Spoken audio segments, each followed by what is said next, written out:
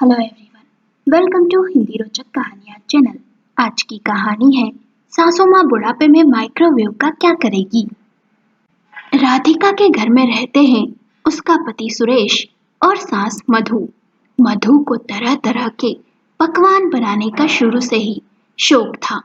मधु के पति एक मामूली से हलवाई थे। वे शादी ब्याह में खाना बनाने का काम करते थे।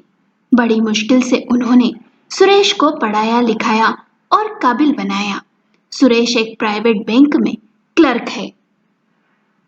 मधु के पति तो अब इस दुनिया में है नहीं, पर मधु का कुकिंग को लेकर शौक अब भी बरकरार है। मधु तरह तरह के पकवान बनाती। उसने केक, पेस्ट्री, पिज्जा ये सब बनाना सीख लिया था। मधु के हाथों में जादू था। थी वो 55 साल की, पर शौक जवानी जैसे ही थे। सदा बन सवर कर रहती। आस पड़ोस में कोई फंक्शन होता तो उनके घर खाना बनाने भी चली जाती।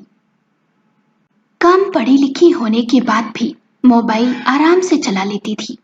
एक दिन सुरेश ने कहा, राधिका, माँ का जन्मदिन आने वाला है। मैं सोच रहा हूँ कि क्यों न माँ को जन्मदिन पर माइक्रोवेव गिफ्ट में दूँ। ये सुन राधिका ने कहा, माइक्रोवेव और माँ को? कुछ तो सोच समझ कर कहो। क्या करेंगी वे इस बुढ़ापे में माइक्रोवेव का? फालतू 15-20 हजार रुपए का खर्चा करना है। सुरेश ने कहा, अरे कैसी बात कर रही हो? माँ को कितना शौक है। कितना अच्छा केक, पिज्जा, पास्ता बनाती है वे। बेचारी कढ़ाई में नमक डाल बनाती है। उसमें समय भी लग जाता है और थक भी जाती हैं। माइक्रोवेव आने से उन्हें आसानी हो जाएगी। राधिका ने कहा, रहने दो, एक साड़ी ला दो उन्हें। उनके जन्मदिन पर फालतू खर्च करने की कोई जरूरत नहीं है। सुरेश को ये सुन बुरा लगा और सोचने लगा, जब भी माँ कुछ बनाती तो राधिका चटकारे ले मजे से खाती, और अब उसे माइक्रोवेव लाना फिजूल खर्च लग रहा है। माँ ने एक दो बार कहा भी था कि माइक्रोवेव होता ना तो और भी स्वादिष्ट बनता। एक दिन मोबाइल में देख भी रही थी, उनके भी कुछ शौक हैं, इच्छाएं हैं।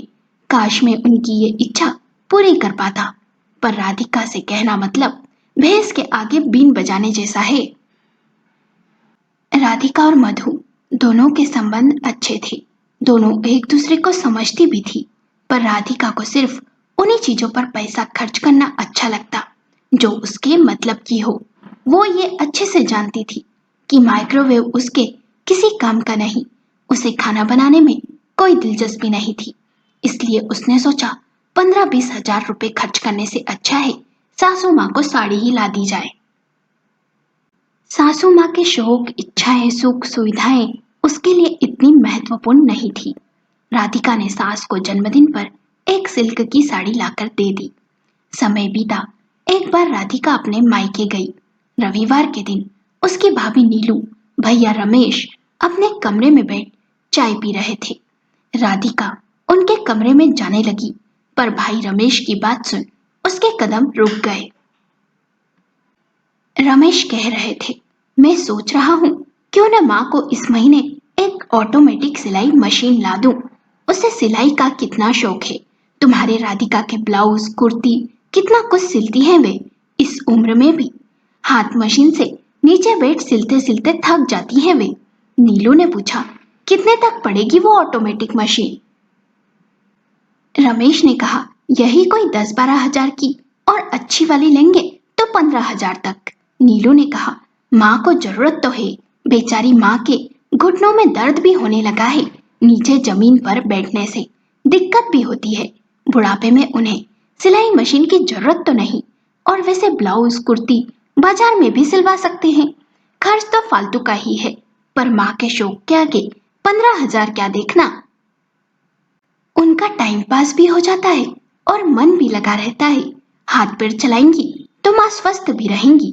थोड़ा खर्च हो रहा है, पर कोई बात नहीं। रमेश ने भी कहा, हाँ, इस माह का बजट थोड़ा गड़बड़ा जाएगा, पर माँ बाप भी बच्चों की हर इच्छा पूरी करते हैं। उनकी अच्छी परवरिश करते हैं, शादी ब्याह करते हैं, तो वे भी तो इन सब में खर्च करते हैं ना। तो क्या माँ की इच्छा और शौक के लिए हम थोड़ा खर्च नहीं कर सकते? नीलू ने कहा, सच कहा तुमने रमेश। कैसा है ना, जब माता पिता अपने बच्चों पर दिल खोल खर्च करते हैं तो बच्चे क्यों न करें। जानते हो, वो पड़ोस वाली मिश्रा काकी की बहू ने उन्हें चश्मा तक नहीं बनवाने दिया। कहती है बुढ़ापे में पढ़ना लिखना है नहीं, बिस्तर पर हैं तो क्या करेंगी चश्मे का। और अपनी माँ को मायके में वॉशिंग मशीन ला कर दी उसने। कैसा है ना, जब बच्चे बड़े हो जाते हैं, काबिल बन जाते हैं, तो क्या वे माता पिता के लिए जन रुपये खर्च नहीं कर सकते। आखिर आज वे जिस मुकाम पर हैं, उसके पीछे माता पिता का ही तो हाथ है।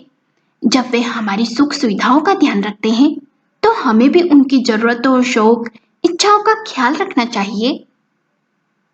अरे मैं तो कहती हूँ, हमें माता पिता की ही नहीं, सास ससुर के बारे में भी सोचना चाहिए। जब सास ससुर बहू को बेटी समझते हैं तो बेटी को भी सास ससुर को माता पिता ही मानना चाहिए। इसलिए आप माँ जी को जरूर ऑटोमेटिक मशीन ला कर दीजिए, जिससे उनकी इच्छा और शौक को पूरा कर सके। सुरेश ने कहा, वाह, मुझे तो लगा था नीलू तुम गुस्सा हो जाओगी, पर तुमने तो मुझे लेक्चर दे दिया मैडम जी। नीलू ने कहा, तुम्हारी माँ को सदा मैंने अपनी ही माँ माना है। बहुएं माँ और सास में भेदभाव करती है, इसलिए कभी रिश्ते मजबूत नहीं बन पाते। और जब बच्चे काबिल बन जाए तो बुढ़ापे में माता पिता की सुख सुविधाओं, इच्छा शौक का ध्यान तो रख ही सकते हैं ना। वे मशीन देख बहुत खुश होगी। रमेश ने भी हंसते हुए कहा, जी देवी जी, आपने तो आज अच्छा खासा ज्ञान ही दे दिया हमें। तो फिर कल ही मशीन ले आते हैं। ये सब दरवाजे के बाहर खड़ी राधिका ने भी सुना। उसकी आंखें शर्म से झुक गई। उसे याद आया कि किस तरह मेरी फरमाइश पर मेरी सासू माँ मधु किचन में खड़े होकर पिज्जा, पास्ता, केक बनाती है और मैं कितने मजे से चटकारे ले आराम से खाती हूँ। उन्होंने कभी भी इनकार नहीं किया। जब सुरेश ने कहा कि माँ को माइक्रोवेव ला देते हैं तो मैंने इनकार कर दिया, जबकि उससे माँ को कितना आराम मिलेगा। सच कहा भाभी ने, हमें भी अपने बुजुर्गों की सुविधाओं का ख्याल और इच्छा और शौक का मान रखना चाहिए। उन्हें फिजूल खर्च नहीं समझना चाहिए। रमेश और नीलू ने अगले ही दिन माँ को ऑटोमेटिक सिलाई मशीन ला कर दी। माँ की खुशी और उत्साह को देख राधिका को मन ही मन बहुत अच्छा लगा।